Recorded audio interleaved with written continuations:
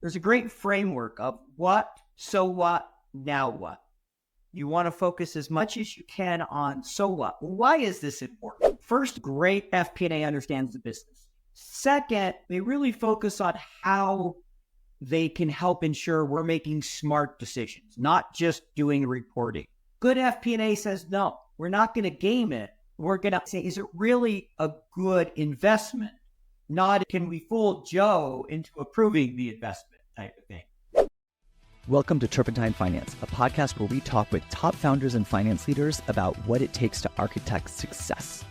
Our guests speak candidly about big business inflections, market curveballs, and how they approach decision-making so that you have the tactics and mental models for when the pressure is on.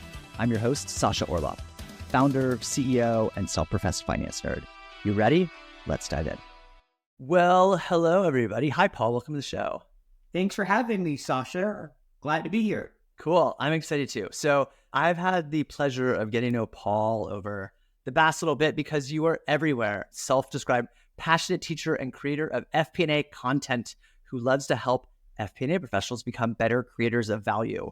And so I'm excited. Paul has launched a new class about FP&A. And so I was excited to have him come on and talk about it because I think it's incredibly valuable and important. And so whether you are like an accountant who's like trying to get into a little bit more of FP&A, or maybe an FP&A person who's like has their eyes on that C-suite, or maybe it's just like a founder who like wants to become more financially literate so they avoid bankruptcy. I feel like today is a good day. So we get to sort of chat about a couple things. So should we dive right in?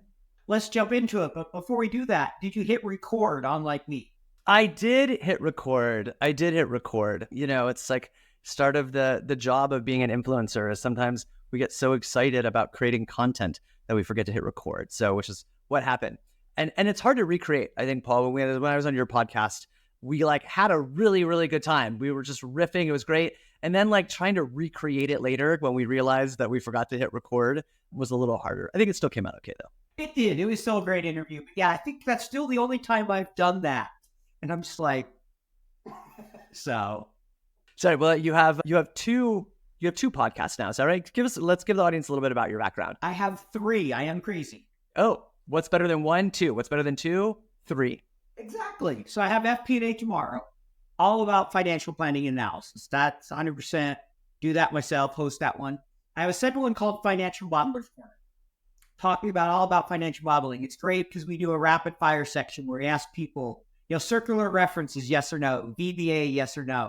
Getting ready to do a great debate where we're bringing 20 modelers from around the globe, going to do it as 2 sessions, and they're going to battle on LinkedIn Live on different questions where they disagree and people will vote. So that's Financial Modelers Corner. And then the third one is the one you were on, Future Finance, that I host with Glenn Hopper. That one we do just twice a month. I'm not up to 3 of them once a week. Too much. 11 episodes is about my limit. Well, I'd love to sort of think about a little bit more of your background. So started the Navy, went to Amex, to Solera, to like, influencer. Tell me a little bit more about what got you excited about FP&A. Yeah, so I stumbled into FP&A, but is the reality. I started in procurement, working for the government, pretty quickly said, this is not the career for me. There's just too much red tape here. Went back to grad school. I'd planned on doing a dual degree, Master of Science in Information Management, which I ended up doing, and supply chain. Took my finance class, loved it, switched to finance. Thought it'd be fun to work investment banking or something like that. I graduated in 2008, no experience from a school that's not for investment banking. That wasn't happening. Right? And so I ended up going to American Express and what they call the finance analyst role. It's really more of a business role. I did a lot of report writing. I worked a little bit with the FP&A team and some other teams. FP&A role came open. It was a promotion, so I applied. Like, I can make more money, and I know the hiring manager, and I have a basic idea what they're doing. Let's go for it. That's how I got into FP&A. And then I was in FP&A for basically the next 12 years, so I started my own business. So we first met at the Operators Guild conference, and this was just as you were making your transition to a career as an influencer. So what got you excited to become an influencer in the finance space? I can't say I ever set out to be an influencer.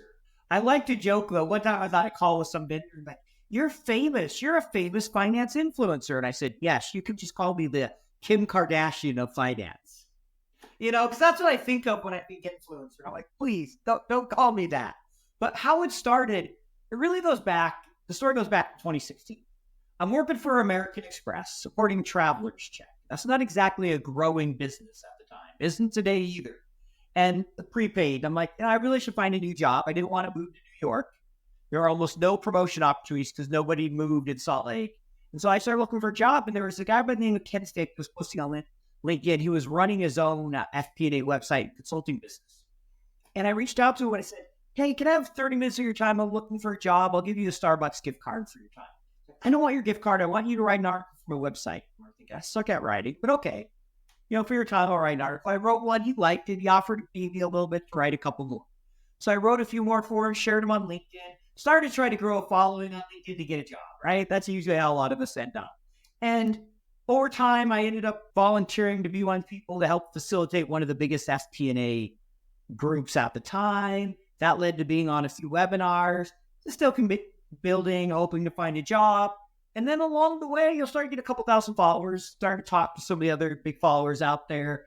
And a couple things happened. One, I'm trying to find a job again. And I wanted to work for an FP&A tool, a couple software tools. I applied for a job.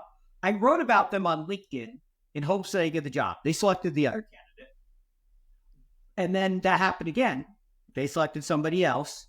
But also then all the FP&A tools started contacting me because they were just sprouting up left and right and saying, hey, will you check out my software? I had an Excel site at the time, bringing about a little bit of FP&A. I'm like, I should double down on this. Nobody's talking about FP&A software. I don't know where this will go, but let's just start meeting with these people. That led to creating the 3rd Gen Guide. And from that, I had 1 week where 3 different vendors made me an opportunity. 2 asked me to apply for a job, and 1 wanted to do a big marketing collaboration. Around that same time, a friend had reached out to me and asked me to develop an Excel training course. Guy, we had been on a webinar together and really didn't know him very well at the time. Great friends now. And someone else reached out to me with a part-time consulting gig. And I'm like, I think I can turn this into a business. So I went to my wife and I'm like, I think I can. She looked at me like I'm crazy. I'm generating revenue. What are you talking about? 6 weeks later, one morning, she goes, I'm good. If you want to start your business, I'm okay with it. I'm like, well, you sure? Because I'm going to put in my notice this morning. Put in my notice that morning. That was February of 2022. Didn't go 100% full-time till June, and here I am now. My wife loves to introduce me as a content creator and an influencer now instead of a CEO and co-founder of a company. It's just like I've been starting companies. Well, you do a podcast, so you're now an influencer. This is true. At first, I was like, "Is that an okay thing?" And then I was like, "Whatever." Like I love doing this. It's fun to get to meet really cool people like you. Get to then just talk about it and share this with other people. I get all of these. One of the most fun things is similar to what we're going to talk about now. I think is you get to have these like really fun conversations at these events, like at the Operators Guild or like these dinners. I'm going to a CFO dinner tonight. And there's all this like really interesting stuff that happens behind closed doors. And not everybody gets to be in all these rooms. And podcasts are now such a great way to get to start to share the knowledge more broadly with other people. So with that, let's talk a little bit about class. So this sort of career came about and you started growing and meeting more people. You decided to start a class. Tell me a little bit more about what is the class and why. Yeah, so how it got started, kind of funny story, is one of the FP&A software vendors, in fact, it was Mosaic, they reached out to me and said, hey, could you develop an FP&A course for our staff? And they wanted something really quick. And I partnered with this one guy at Excel. He was doing FP&A as well. And I said, hey, you want to work with me on this? So we prepared a course for them. We sold to a couple different vendors. Then we said, we really should convert this to a course for other people. We created a virtual course for FP&A professionals. And we've been doing that for a while. And then we had a lot of students express interest in what I called the advanced FP&A course. And so we've launched that virtual. We've done some corporate trainings as well, finance, FP&A, business partnering. We've been fortunate to work with a lot of great brands, work with Dollar General, Walmart, Four Seasons, and others. But now we're getting ready in November, where it'll be our first version of our advanced course, which we're going to try to go more deep into storytelling, driving results, a little bit deeper on budgeting and forecasting. Because the first course is really, anyone can take it, but it's really so much around how do you focus on the business and be a great business partner? There's data visualization, there's analytics, there's budgeting and forecasting, but we don't get into the technical. We're not like, here's how you use Power BI. Like everybody thinks we're going to show them how do you build an integrated 3-statement model in Excel. It's like, no, that's not our goal. That's the technical stuff. You need to learn that, but that's not what makes you successful as an FP&A professional. It's those insights. It's the driving good conversation, being able to collaborate with the business. And so we focus on how do you build better relationships, a lot of it. The advanced course is going deeper into that, particularly around storytelling. Awesome. Oh, I really want to get into that. So let's see. If I look here online, the course outline, Module 1, FP&A overview and analytics that drive insights. Module 2, best practices in budgeting and forecasting. Module 3, management reporting and best-in-class data visualization. And Module 4, business partnering, storytelling, and influencing. Can you share a little bit of insights from each of these modules? Yeah, of course. So on the analytics section, we'll talk about the different analytical methods. But I'd say the favorite part that people really like from that section is each course, and we update it, we show how to think about using generative AI and show examples. Like this last course, we did one where in the budgeting and forecasting section, we asked each of the students to build a basic budget using a simplified method, and they all have to present. They get like 45 minutes. So it's really basic. And then what I did is I showed them, we did the analytics section. I took exactly what we gave. I fed it to ChatGPT. I just come out with the new one, I think 4i, the preview one. And in about a minute, it got to about 80% of what the students did in 40 minutes. And helping them realize, look, it's not going to do everything for you, but you should be using it. And it's really exciting for those who happen to see the light bulb go on. There's so many different use cases. And show some summarizing data. Usually we'll do a couple different tools to say, it's like anything. You shouldn't just take one perspective. Different tools are going to teach you different things. So that's the analytics. How does it, I didn't mean to interrupt. It's like prompting is such an art form and fun. What's just sort of like a typical, like the first prompt that people do? And then as they start to get more comfortable, what are some of the prompts that people start playing around with as they start to get more comfortable, that get a little bit more interesting? Yeah, I think the biggest thing isn't so much the prompt to start with, is they get more comfortable. It's how they continue to realize it's a conversation and they can ask more and go deeper and be like, hey, this isn't what I was looking for. Try it this way. One of the most frustrating things for me still prompting is DALL-E. Trying to get that picture to look the way I want. Like, take this out. And every time it comes back, like, totally different. And you're like, okay, obviously I wasn't clear, or I'm missing something here. And you're laughing. You can't relate to that one. Can you, Sasha? Oh yeah. No. How many eyes do I need and how many fingers do I need in the DALL-E? Like, we never generate a good picture. Forget logos. I think, but it's like, I remember being like, generate a new logo for puzzle, and it has to have the letters Puzzle in order. Never once. I could never figure out a prompt to make it happen. Yeah. Spelling is terrible for DALL-E. I saw one the other day, I should remember the name of it, where the biggest thing they advertised is we can actually spell with our images. Like, that was like basically their tagline. It wasn't quite that blunt, but it was pretty close. And I chuckled. I'm like, all right, I'll give it a try if you could actually spell.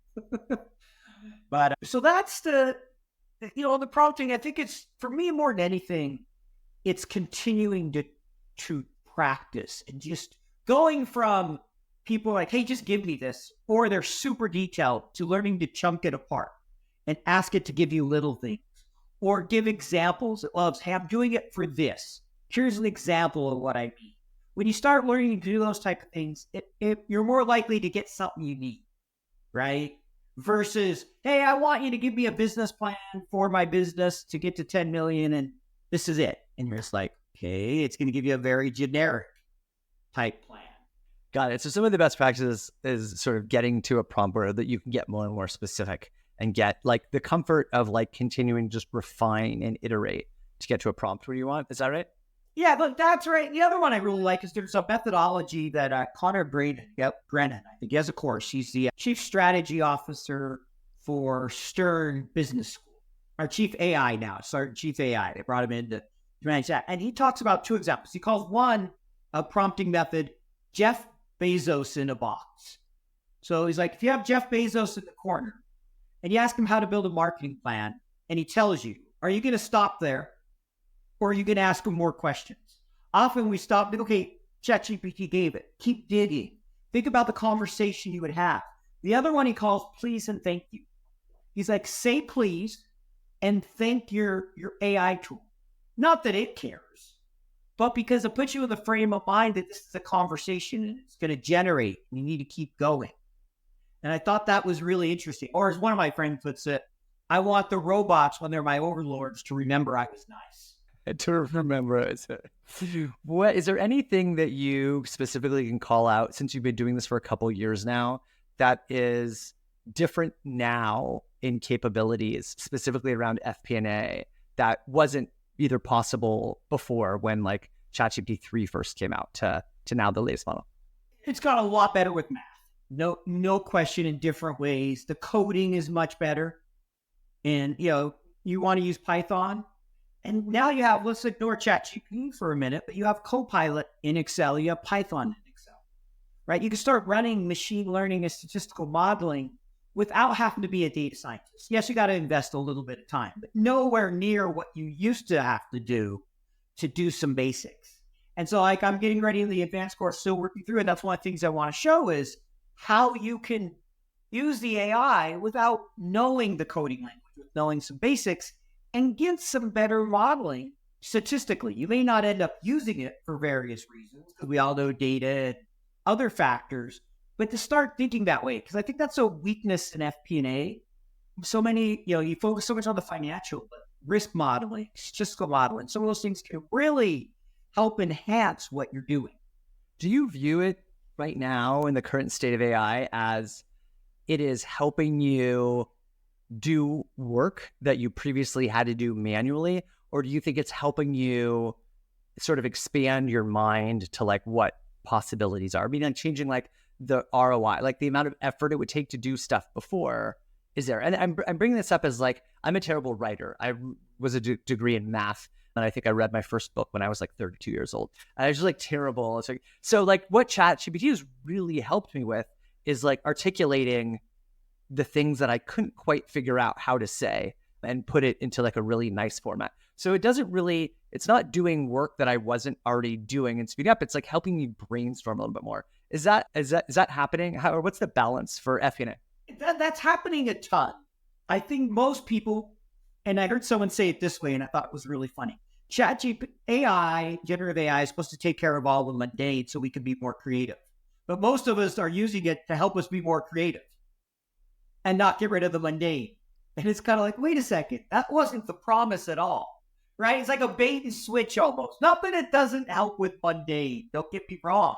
But isn't that how a lot of people are using it? It is that side, to help brainstorm, to help be creative, to help rewrite that email, not to automate step 1 through 10 of a process. We have some billboards that are launching on the freeway in San Francisco next week, and we used it to try and generate a lot of like creative ideas around certain themes, and it was a ton of fun. All right, over to module 2, best practices in budget and forecasting. So, budgeting gets kind of a bad rap. I think it's so fascinating. I'm trying to think, is it the process of budgeting or just the word of budgeting something that gets people so like thinking it's boring? I find it fascinating, but like, does the word budget get a bad rap? I mean, it definitely does, right? Personal budgeting, if you want financial success, is something you need to do if you want that freedom. No different for a company. But the challenge with the company is there's a couple things. It's very easy to gameplay. How many of us have sandbagged? How many of us have deliberately asked for more than we need or manipulated it because of the way the incentives are structured or the resources are committed? So you have to find a better way to break those apart. So there's some like beyond budgeting, there's portfolio budgeting. There's different approaches you can take to try to limit that. I mean, I've asked on LinkedIn, is the budgeting process broken? And nearly 70% of people, this is mostly FP&A people, said yes. So it's not just the business that's frustrated with the process. When I'm on version 36 of a file, I want to pull my hair out, and it's Christmas Eve and you're just like, really? I'm doing this the week before Christmas and we're like version whatever at this thing. Just plug a number and let me go home. Have an extra eggnog and call it a night.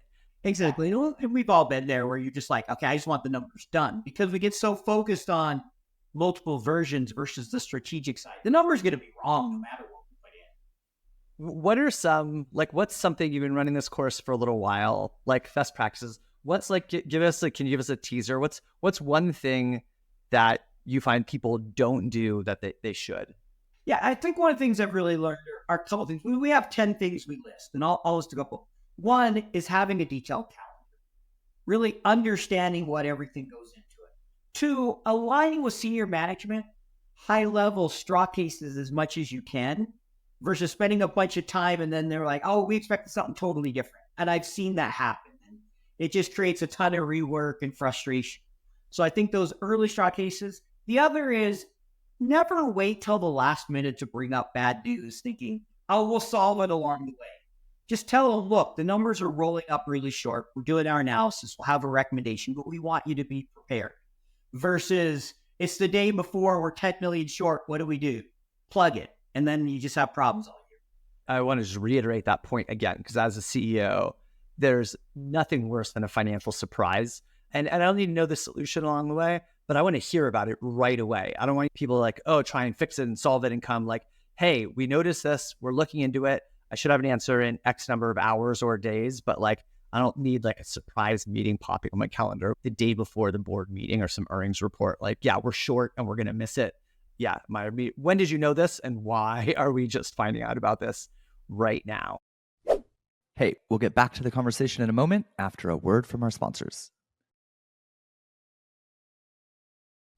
Managing company expenses doesn't have to be a hassle. You can effortlessly streamline the entire expense management process, from receipt capture to approval routing and reimbursements, in a single solution. Enter Rippling Spend, the revolutionary platform trusted by thousands of businesses to take control of their finances. Backed by top investors and boasting over $1 billion in funding, they're dedicated to providing exceptional value to their customers. Here's how it works.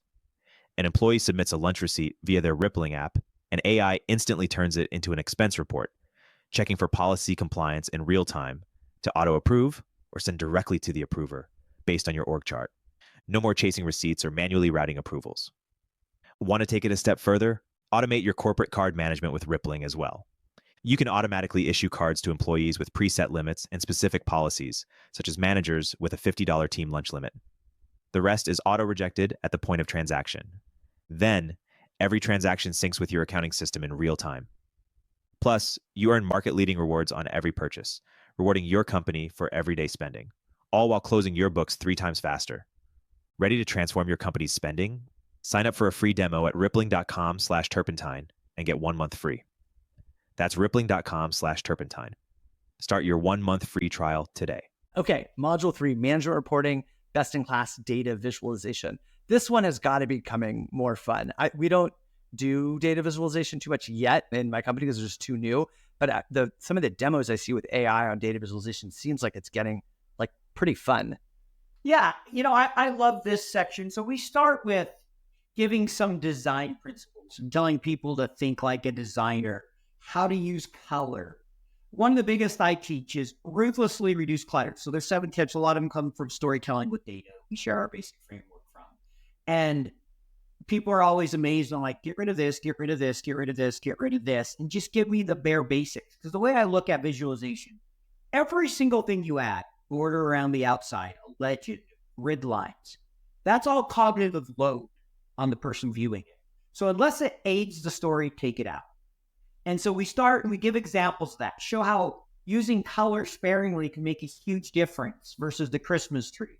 Proper labeling, using the right graphs and how to use them. Then we open up Excel and show a number of graphs that a lot of people may not know how to do. We do a horizontal and vertical waterfall. We do some combo charts, max and min, where it highlights, the max and min, and a number of different things. And people really enjoy that section because often they realize what they're building versus what they can build with a little of intentional thought and effort. Yeah, simplicity and reducing cognitive overload is a theme that I'm becoming a fan of in sort of modern design principles. And so it should carry over. It reminds me of a story about 10 or 12 years ago.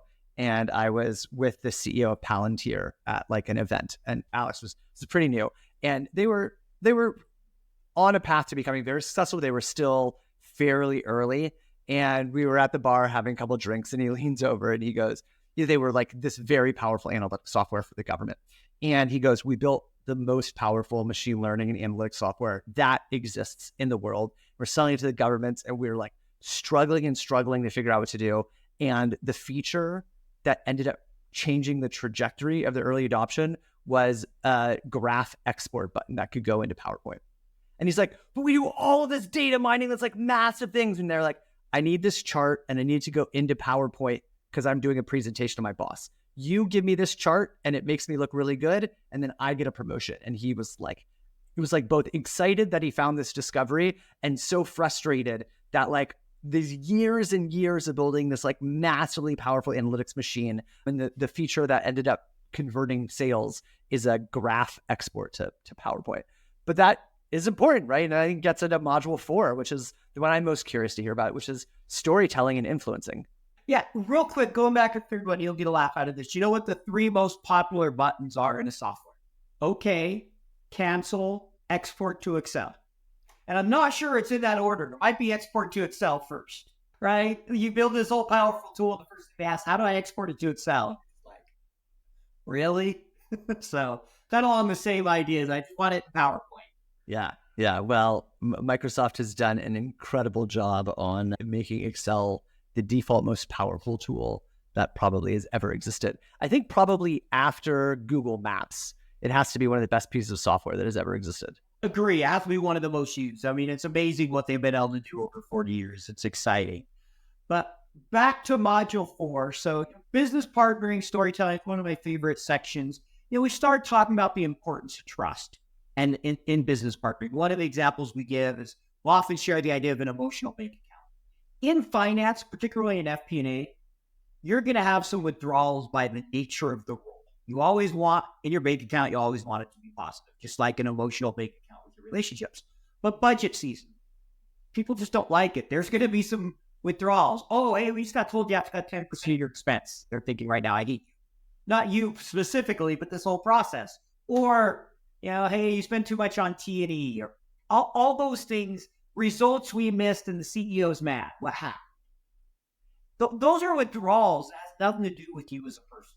So you need to build up that bank account. Make sure you're relieving their pain points. You're building a strong relationship so that when you have those moments, you're not in a negative balance. That's one thing we teach about, and it's just the importance of trust. Then on the storytelling side, we share our journey about how we became better at storytelling.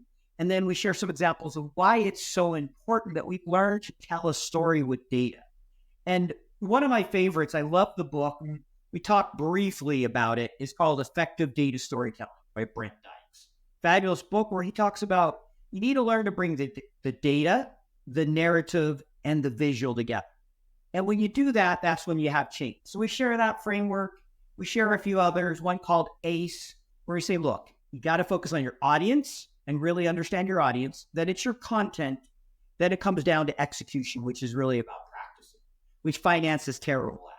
I've heard it called the last mile of analytics.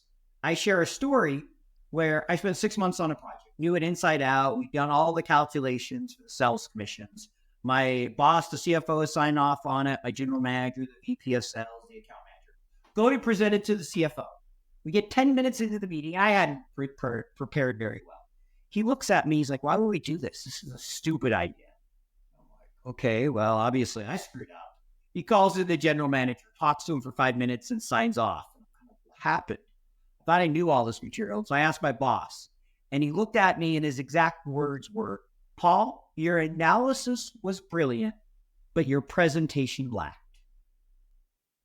And that hit home for me, that reminder of how important it is to present the story, to make sure the person on the other side can understand what you're sharing. You can't influence if you can't tell that story in a way your audience can relate to it and understand it. And rarely is that a table with a bunch of numbers. I mean, this happens all the time. There's a moment when you're doing your analysis, when an FP&A person or an accounting or almost any job, where you realize something is going better than expected or worse than expected. When things go as expected, it's like not that interesting. Like, hey, it's what we said. It's clear. Things go meaningfully bad or worse. I mean, bad or worse, better or worse, then it's there. So let's say somebody is very technically competent. The table is perfect. The analysis is perfect. Can you give a scenario how when you look back at pre-Paul, that moment, and you look back on the advice and you're like, okay, if things are going much better than expected, here's how you tell that story. Or if things are going much worse than expected, materially worse, here's how you tell that story. What would you tell Yeah, I mean, I think the better than expected is one, you want to tell it with enthusiasm. You want to be able to help them understand why. And I think that's true with the worse as well. But the why, and then is there anything we could do to have it continue? Any insights you found, right? It's much easier to tell the positive. What you don't want to do, and this is true either side, is you don't want to tell just the why or just the what. There's a great framework of what, so what, now what. You want to focus as much as you can on so what. Well, why is this important? Not we missed by 200,000 because revenue was lower. I don't need you to tell me that. Send me the report. And I'm sure you've sat through some meetings like that where you're just like, why am I here? Versus we're 200,000 lower. And the reason is we didn't hire 3 AEs in time, or the ramp was lower than expected, or the conversion rate. And we talked to marketing and we found that they changed the landing page and it's converting much lower. We switched it back now. We expect to catch some of this up. We're trying some new things, whatever. That's helpful. And we think if this continues, we'll get back on track, or we think we should try this, those recommendations. And that's really where that so what, now what. So I think the way you do it is very similar, whether it's bad or good. It's much easier to do in a good environment. You don't need to be prepared with as much of the detail typically, right? Because people rarely dig in when numbers are better. Unless there's timing or other type of things, you want to make sure you have that ready. But when it's bad, they're going to be all over it. It's just the way it works. So make sure you're prepared with more appendix and you've done your homework so you can defend why it might continue or why it's a real problem versus, hey, it's just a bad month and it will fix. Because often, those founders are those eternal optimists and they want to hear that, oh yeah, it's all going to be fine. And if that's not the case, you need to be prepared with those facts. As I heard one CEO say it, I want my FP&A to be dispassionate and hard-headed. And what he meant by that is remove all emotion and just stick to the facts. Right. So I like that. The what, so what, now what? So the what is you've had some finding. We're above or we're below what we expected. The so what sounds like it's, okay, well, like the numbers tell a story, but I need to know the why. So I probably need to talk to my business partners, maybe on the marketing team or the sales team or some other team to understand, was this a one-time thing? Is this a timing thing? Or is this a material thing? And then the now what is, all right, well, what are we going to do about it? The now what could be, if it's a timing issue, oh, it's just like a timing issue between last month, this month, we think it could settle out. If it is a one-time thing, it's a one-time thing. If it's a material problem, then we need to inform people that we need to shift priorities or shift resources or do something about it. And one good thing to do at the beginning that I recommend is bucket the accounting issues, the things that they can't control. And if they're big enough, you got to cover them. But focus on the operational and the business things.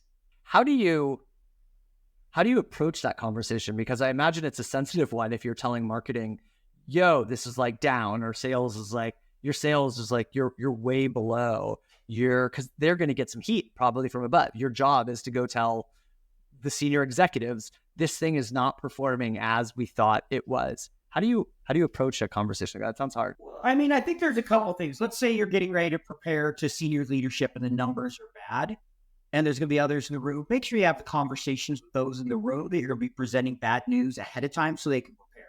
Saying, here's what we're seeing, here's what we know. Is there something you need us to message with that?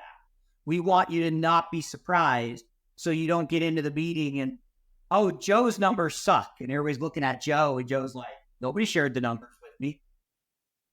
You don't want that to happen. It's like the time I was told that we were closing down a business, entire country. And I had been told it had been told to everybody. And I'm on the phone with them and I go, so what's going to happen to all your team? What are you talking about? And nobody had told them. You don't want to be in that situation. So make sure you're always preparing the people that you can that need to have those conversations ahead of time. That's the first thing I would say. Second is don't say your numbers are bad. It's our numbers. It's a team effort. Here's what we're seeing. And try to be positive and provide ideas, recommendations, things to correct it. Don't go in and just be the complainer, because then they're just going to hate you even more. Hey, we'll get back to the conversation in a moment after a word from our sponsors. Hey, finance leaders, do you remember when Amazon didn't have to charge sales tax on every online purchase? Well, 10 years later, we see sales tax on e-commerce everywhere.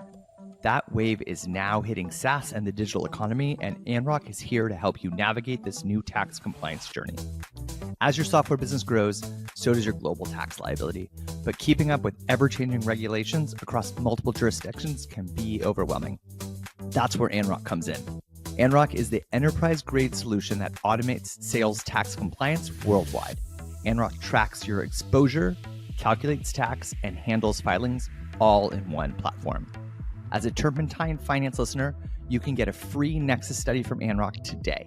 See your economic and physical nexus in real time by connecting your billing and HRIS tools. You'll get a clear view of your exact exposure in any jurisdiction, plus a live review with a SaaS tax expert. Don't let tax compliance slow down your growth. Visit anrock.com/turpentine to claim your free Nexus study and take control of your SaaS tax strategy. Anrock, empowering software businesses to grow across the globe.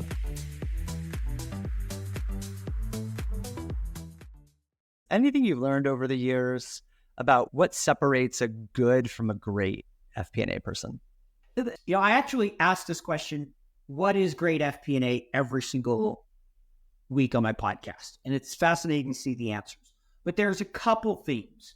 First and foremost, they focus on the business. They understand the business. They try to learn the operations, not just the financials. So great FP&A understands the business. Second, they really focus on how they can help ensure we're making smart decisions, not just doing reporting. So that investment, we've all seen it where companies learn, oh, this is the investment process. Here's how I game it to get it approved. If you work for a large company, you've seen it. Good FP&A says, no, we're not going to game it. We're going to understand it and say, is it really a good investment? Not can we fool Joe into approving the investment type of thing. And so I think those are things great FP&A does. At the end of the day, one of the greatest compliments I got, and I definitely haven't always had this, but I had a business partner, and I think this is great FP&A, said to me, Paul, you don't just help report the P&L, you help shape the P&L. He was saying you're positively impacting the business. And great FP&A will have a positive impact on the financials of the business. I love it. And that's what I mean, just the little things. I love the we. I love the share early, but also like figure out the why behind it, and the partnership, especially because one of the really important roles from my view as a CEO to the FP&A person is we're trying to create the possibilities. Like, we're optimists, we have to be, and we're trying to think through, and you're bringing both a dose of what is potential, you're also bringing a healthy dose of reality. And like, those are tough conversations to have sometimes, but they're really important. Would love to hear your thoughts on why there's been such a proliferation of FP&A software this past couple years after, the story of it's better than Excel has been around since Excel has been around, but Excel still dominates. So what are your views on the future of Excel, AI, and all this FP&A software? So the first thing is spreadsheets aren't going anywhere. Whether, Microsoft decides to replace Excel with the cloud-based version, a lot of people think they will at some point, got to figure out VBA. Whether you think that or not, spreadsheets aren't going anywhere. Excel, those basic spreadsheets, they're continuing to get better and better. Microsoft is investing billions. Google is investing a lot. That being said, I've seen a great chart one time for a spreadsheet. I created one myself where it has 15 different products. And on every single one of them has a picture of Excel, and it says second best. Right? Rarely is it the best tool, but it's cheap. It's ubiquitous. You can do anything in Excel pretty much. And I was talking to a guy last night. He goes, someone tells me you can't do something in Excel. I say, challenge accepted, and figure out a way to do it. Yeah. Nice, gotta laugh. And so I think that's what makes it so long-standing. Now, when it comes to the software, we've all heard of the challenges with Excel, right? Excel isn't an enterprise solution.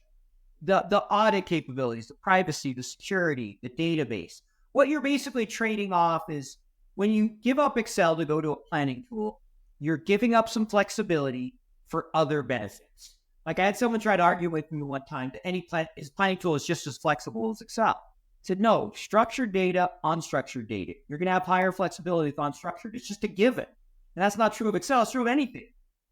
And so that's the trade-off. And that's why so many people go back to Excel, is that ultimate flexibility. Now, why do we have so many FP&A tools? I think there's a few things that happened. Technology got better. Everybody saw a huge target market. Well, 70% of people are planning in Excel. And that's a painful process. CEOs don't know it. They need a simpler way. So technology got better. That happened. COVID happened. And all of a sudden, cash flow and understanding the business was a lot more important. And I think many people who start FP&A tools had a misperception that it's easy. How hard can it be? All I need is some integrations, a spreadsheet, and visualization. And I've had multiple founders tell me that have started many companies. This is probably the hardest tool I've had to build. Most complex. I'm sure ERP is not an easy one either. That I know you're building out puzzle. I see you shaking your head, right? It's complex. We're almost 5 years in, and at any company you see some of the skeletons behind the closet, and we get really good customer feedback. But I think like we're about to launch the next generation of our platform. It'll be the first time that I think my resting heart rate will come to a just more tempered, comfortable resting place instead of like my past 5 years.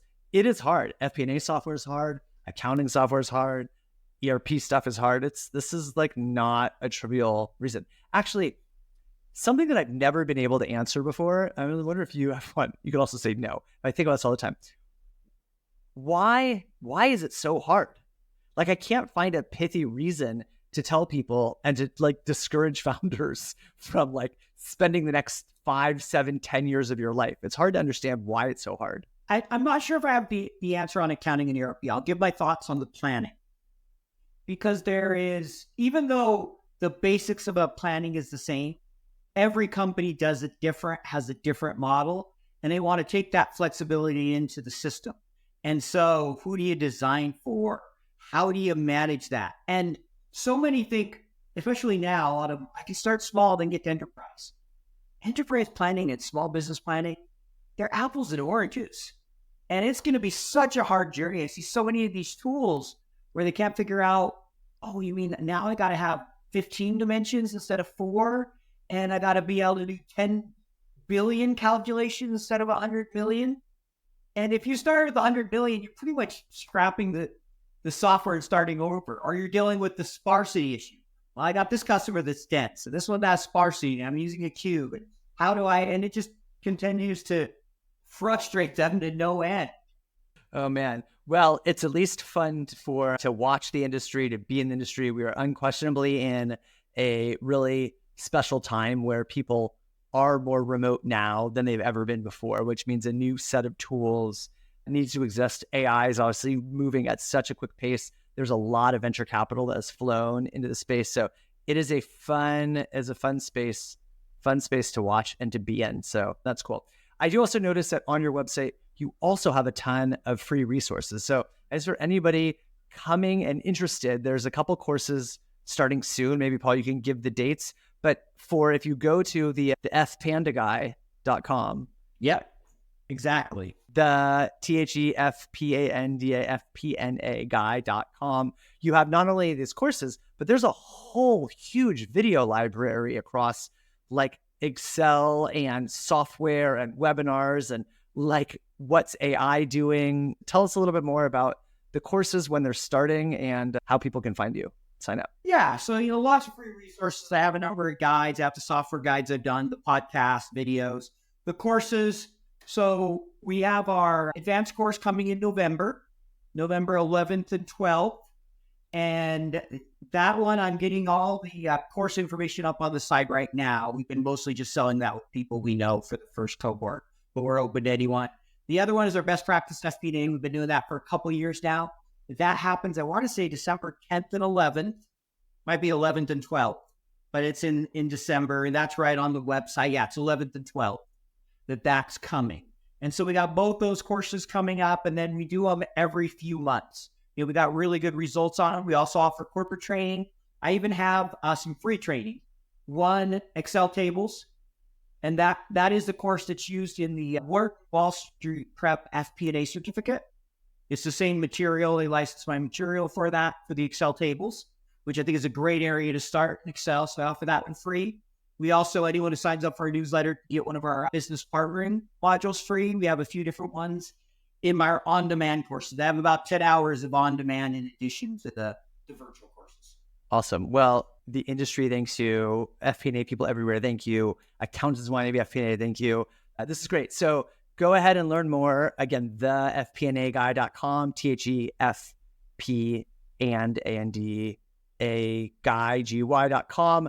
Lots of resources, lots of information. Thank you for doing this. Thanks for coming on the show. Yeah, thank you for having me. Really enjoyed chatting with you, and appreciate you letting me be on the show. And I'm glad you weren't offended for me not hitting record. We're still good friends, even after we've turned you into Metroid, right? We had some fun. It just makes, wasn't that who we turned you into?